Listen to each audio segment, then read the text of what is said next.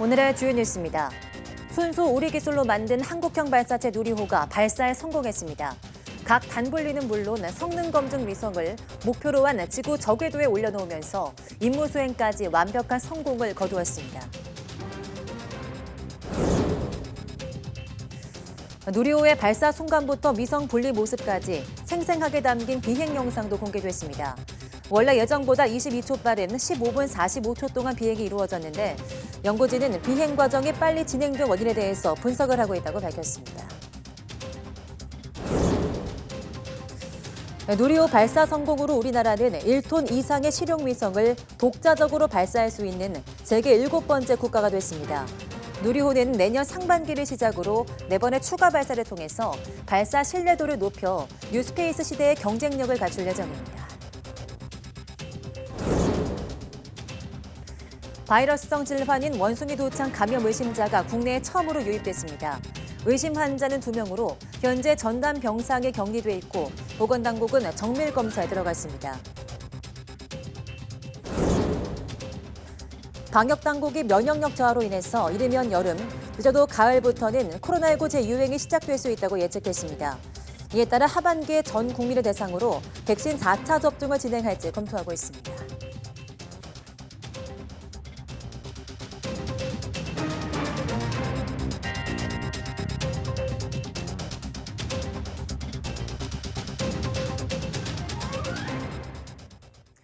네, 여러분 안녕하십니까? 6월 22일 사이언스 투데이입니다. 어제 성공적으로 발사된 누리호는 발사 42분 만에 지상국과 교신에 성공했습니다. 누리호는 이후에도 어젯밤과 오늘 새벽에 걸쳐서 남극 세종기지와 대전 항우연 지상국과 계속해서 신호를 주고받았습니다. 교신 결과에 대해서 이 시각 과기정통부에서 브리핑이 진행되고 있습니다. 현장 바로 연결하겠습니다.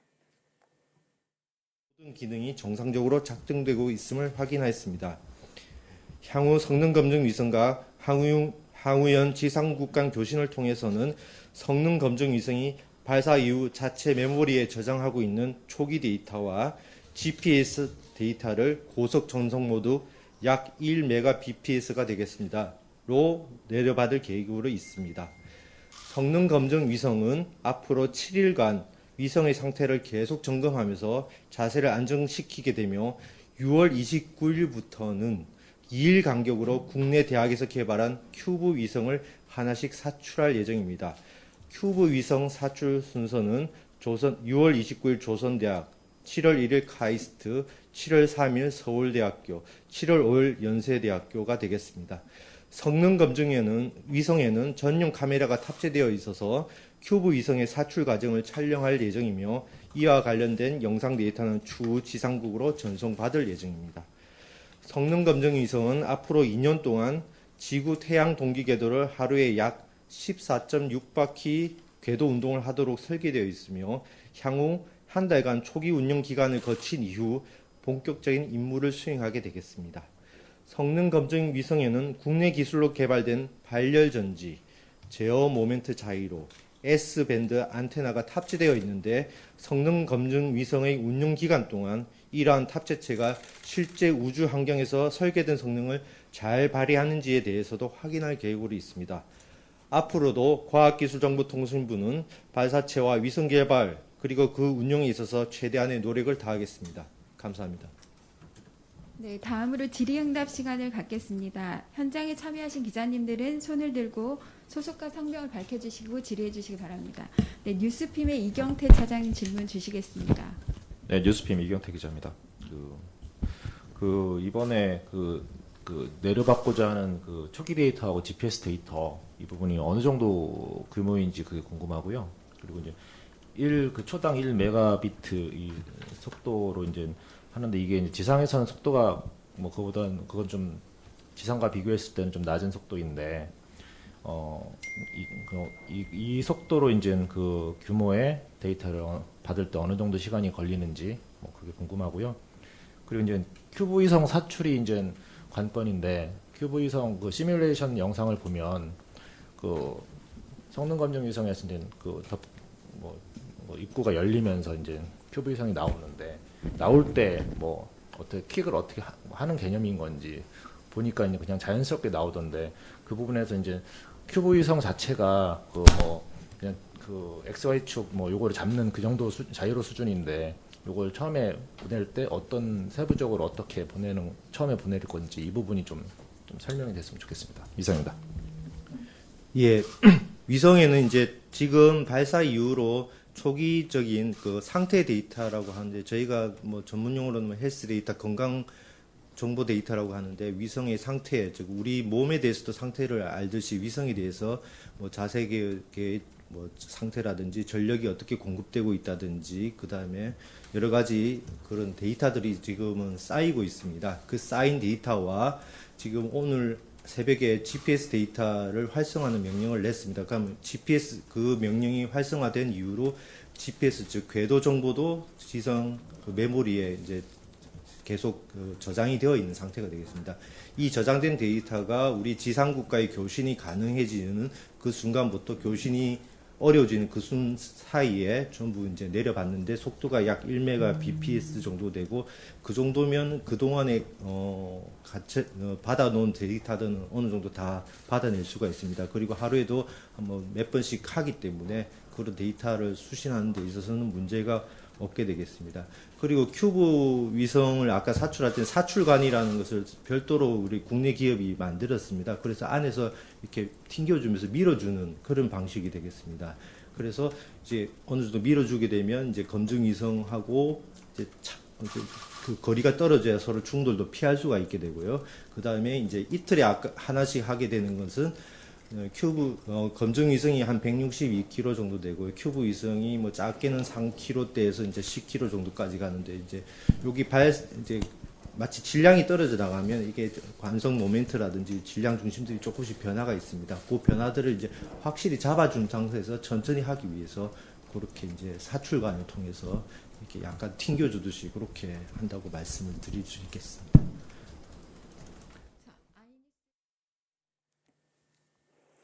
네, 과기정통부의 브리핑 내용 듣고 오셨습니다. 위성이 어제 남극 세종기지에 이어서 오늘 새벽 대전 항공우주연구원 지상국에서도 교신이 시작됐는데 교신이 성공적으로 이루어졌다는 내용입니다. 간단하게 정리를 좀 해드리면 이 성능 검증 위성이 앞으로 7일간 위성의 상태를 안정시키고 큐브 위성을 29일부터 사출할 계획이고요. 또 큐브 위성을 사출하는 영상이 촬영이 가능해서 추후에 공개하도록 하겠다 이렇게 또 말씀을 했습니다.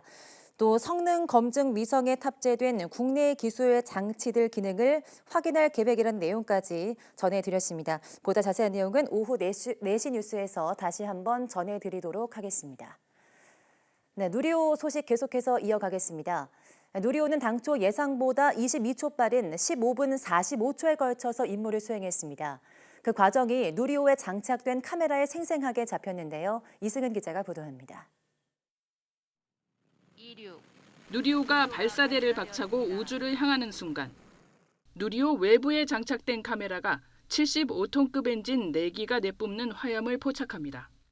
발사 2분 정도가 지나 1단이 분리되는 순간 1단의 화염이 꺼지더니 지구로 추락합니다. 발사 4분이 안 돼 위성 보호 덮개인 페어링이 분리되는 순간입니다. 멀리 페어링이 떨어져 나가고 페어링 안에 장착된 카메라에 성능 검증 위성의 모습이 잡힙니다. 고도 270여 킬로미터에서 2단이 분리되는 순간 3단에 장착된 카메라에 추락하는 2단의 모습이 잡힙니다. 발사 15분이 안 돼 목표 고도 700킬로미터에 이른 누리호. 성능 검증 위성을 궤도에 안착시킵니다. 뒤를 이어 위성 모사체가 우주로 분리됩니다. 누리호에 장착된 카메라들은 15분 45초에 걸친 단분리와 위성분리 모습을 생생하게 포착했습니다.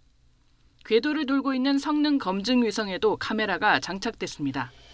오는 29일부터 큐브 위성이 이틀 간격으로 사출돼 궤도에 안착하는 모습을 전해줄 것으로 보입니다. YTN 이승은입니다. 네, 누리호가 성공적으로 발사되는 순간 현장에서 지켜보는 시민들은 마치 월드컵 승리를 보는 듯 기뻐했습니다. 누리호의 성공을 위해 온 힘을 다했던 연구진들도 안도의 한숨과 함께 눈물을 보이기도 했는데요.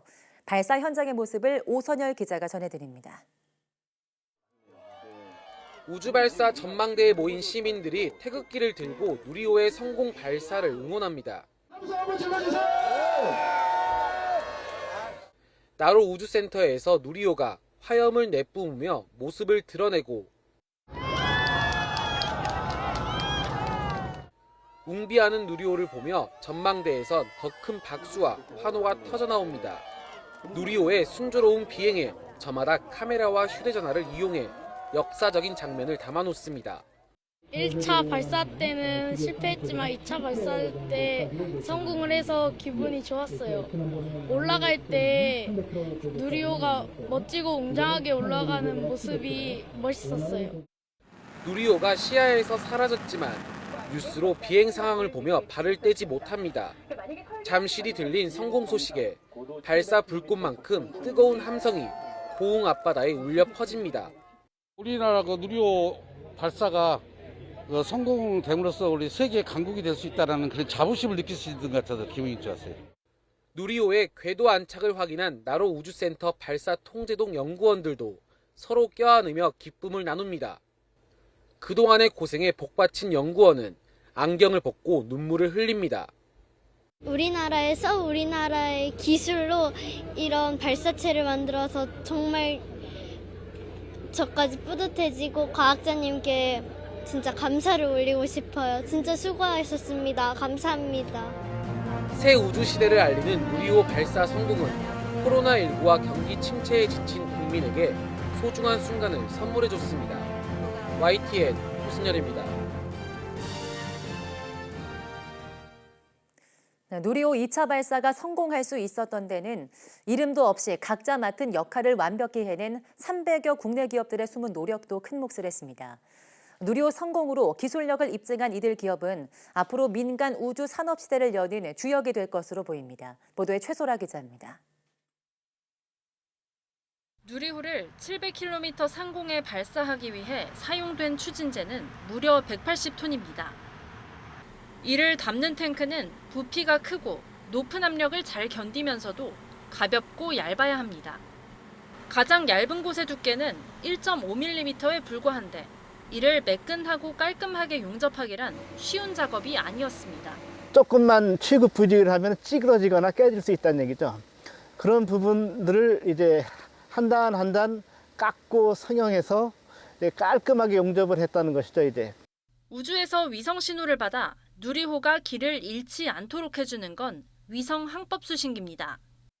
누리호 가장 윗단에 탑재되기 때문에 1, 2단이 분리될 때 발생하는 충격과 진동을 견딜 만큼 튼튼해야 합니다.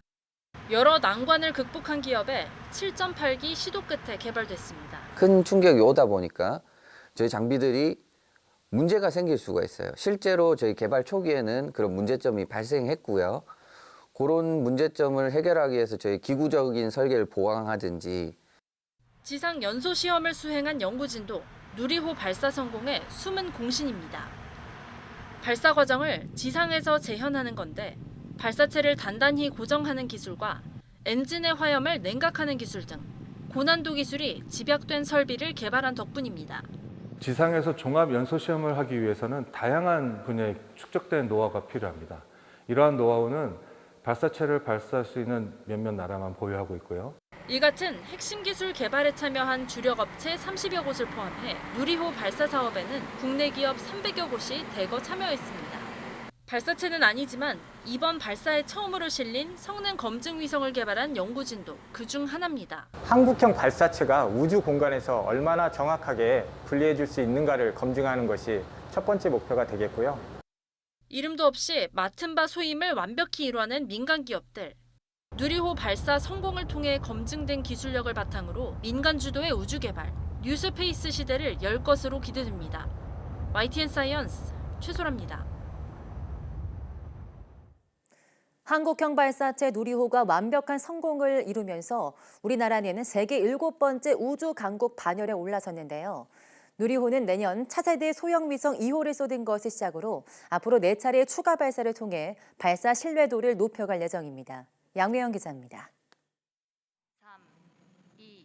75톤급 엔진 4개에서 불꽃을 내뿜으며 한국형 발사체 누리호가 힘차게 날아오릅니다.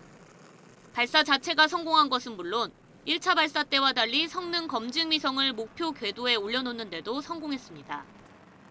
이로써 우리나라는 1톤 이상의 실용급 위성을 자력 발사할 수 있는 7번째 국가가 됐습니다. 대한민국 우주의 하늘이 활짝 열렸습니다. 대한민국 과학기술이 위대한 전진을 이루었습니다. 1993년 6월 최초의 과학 관측 로켓 과학 1호가 발사된 지 꼭 30년 만입니다. 앞으로 남은 누리호 발사는 모두 4번. 내년 상반기로 예정된 차세대 소형위성 2호 발사를 시작으로 2027년까지 4차례 반복 발사를 통해 발사 신뢰도를 높일 예정입니다. 특히 성능 검증 위성과 달리 실제 과학 임무를 수행할 위성이 실리는데 2023년 발사에는 차세대 소형 위성 2호, 2024년엔 차세대 중형 위성 3호와 초소형 위성 1호, 그리고 2026년과 2027년에는 각각 초소형 위성 5기씩 총 2개의 위성과 11기의 초소형 위성을 우주로 보내는 임무를 수행합니다. 이 고도화 사업 범위 내에서는 누리호의 반복 발사를 통해서 신뢰도를 확보하는 이런 사업 내용이 주가 되겠고요. 또한 이 사업을 통해서 발사체 기술의 민간 이전을 위한 체계 종합 기업을 육성하는 것이 사업 목표가 되겠고, 발사는 물론 임무까지 완벽히 성공한 누리호. 정부는 4번의 누리호 추가 발사와 성능 개선을 통해 발사체 전주기 기술력을 갖춘 민간 기업을 키운다는 계획입니다. YTN 사이언스 양호영입니다. 네, 누리호에 이어 8월에는 우리 기술로 만든 최초의 달 궤도선 다누리가 우주로 향합니다. 이어 2031년에는 달에 무인 착륙선을 안착시키는 게 목표인데요. 우리나라 우주 탐사 계획은 어디까지인지 최하영 기자가 살펴봤습니다. 오는 8월 3일 우리나라 최초의 달 궤도선 다누리가 달나라로 향합니다. 미국에서 스페이스 X사 로켓에 실려 첫 여정을 시작합니다. 달 탐사를 수행할 수 있는 우주 기술을 우리가 개발할 수 있느냐 하는 게 가장 중요한 목적 중에 하나거든요. 달까지 곧장 가면 38만 킬로미터로 사나흘 정도면 도착하지만 다누리는 150만 킬로미터까지 멀어졌다가 넉 달여 뒤에 도착합니다. 마치 부메랑처럼 우주로 날아갔다가 중력에 이끌려 천천히 달 궤도로 돌아오는 방식인데 시간은 걸려도 연료를 아낄 수 있다는 게 장점입니다. 달 궤도에 도착하면 100km 떨어진 상공에서 1년 동안 달 표면과 자원을 관측합니다. 가장 큰 임무는 우리나라가 2030년에 쏘아 올릴 달 착륙 검증선이 내릴 장소를 찾는 겁니다. 또 미국이 2025년 달에 우주인을 보내는 계획에도 동참해 우주선 착륙 후보지를 선정하는 데도 힘을 보탭니다.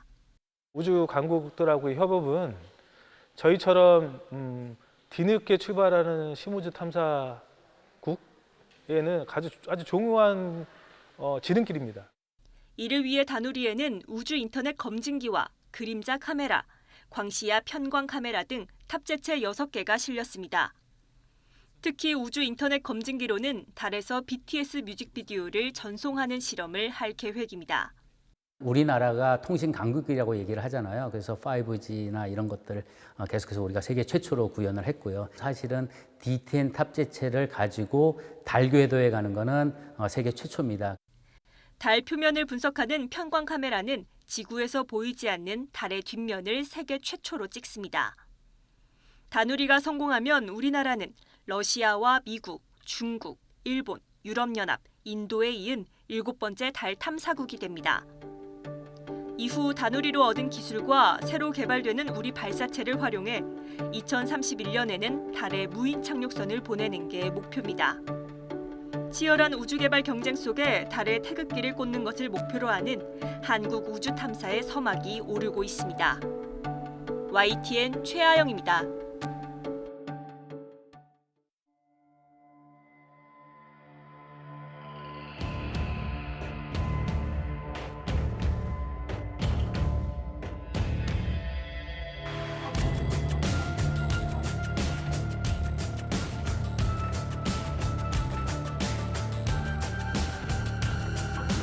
Vivir por ya ve, vivir con miedo, es que con miedo todos los días.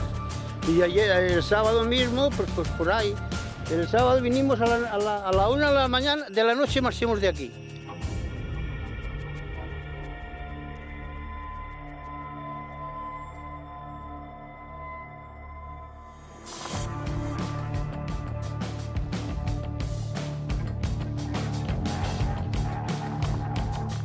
When you have extreme heat, then everyone is in danger.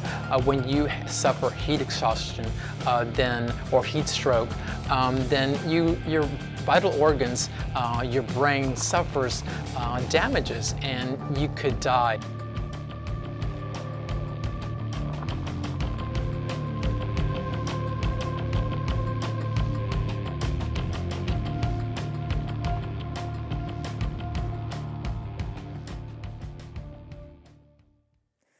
국내에서 처음으로 원숭이 도창으로 의심되는 환자 2명이 신고돼 검사를 받고 있습니다.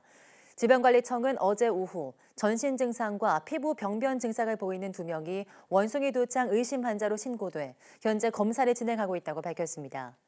첫 번째 의심 환자는 지난 20일 항공편으로 입국한 외국인으로 19일부터 인후통, 림프절 병증 등 전신 증상과 수포성 피부병변 증상이 발생했으며 어제 부산의 한 병원에서 원숭이 도창으로 의심돼 격리병상에서 치료받고 있습니다. 두 번째 의심 환자는 독일에서 어제 오후 귀국한 내국인으로 입국 3일 전 두통 증상을 시작으로 입국 당시 미열과 인후통, 무력증 등 전신 증상과 피부 병변을 보였습니다. 인천공항 입국 후에 본인이 질병관리청에 의심 신고했으며 공항검역소와 중앙역학조사관에 의해서 의사 환자로 분류돼 국가지정 입원치료병상인 인천의료원에서 치료받고 있습니다. 방역당국은 현재 원숭이 도창 진단검사와 역학조사를 진행 중이며 검사 결과가 나오는 대로 신속히 대응 계획을 알리겠다고 밝혔습니다. 코로나19 신규 환자가 13일째 10,000명 아래를 기록했습니다. 오늘 0시 기준 확진자는 8,992명으로 전날보다 300여 명 줄었습니다.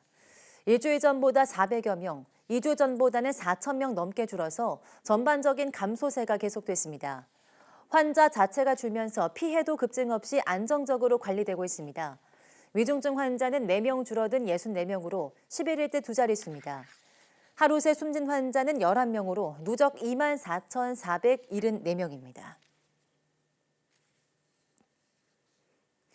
코로나19 유행 감소세에도 재유행 우려는 여전합니다.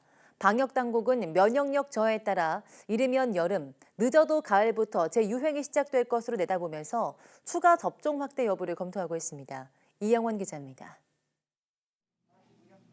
신규 환자는 열흘 넘게 10,000명 아래를 기록하고 있습니다. 이달 셋째 주 하루 평균 환자는 7,000여 명으로 직전 주보다 20% 가까이 줄었습니다.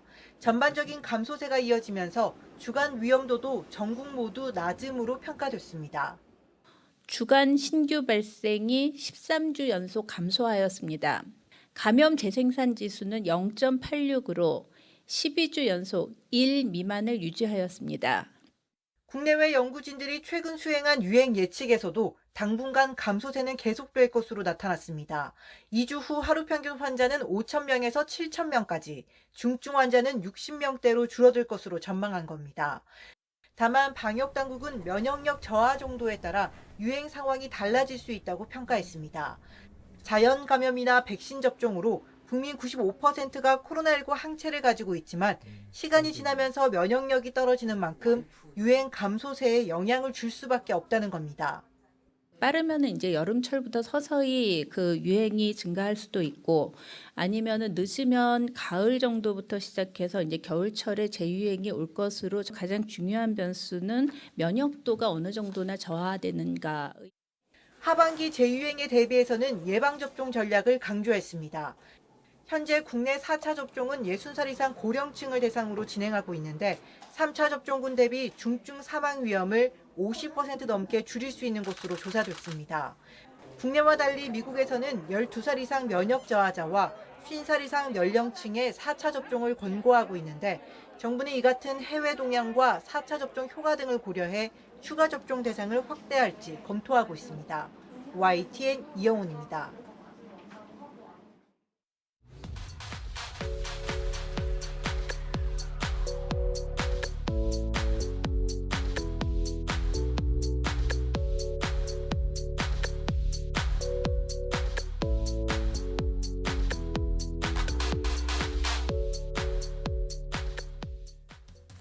네, 어제 하늘 높이 쏘아 올려진 한국형 발사체 누리호에게 2번의 실패는 없었습니다. 발사부터 궤도 진입 그리고 교신까지 매 순간이 매끄러웠고 국민들은 환호했습니다. 이번 누리호의 완벽한 성공이 앞으로 대한민국 우주 산업에 좋은 밑거름이 되길 바랍니다. 뉴스 마칩니다. 함께해 주신 여러분 고맙습니다.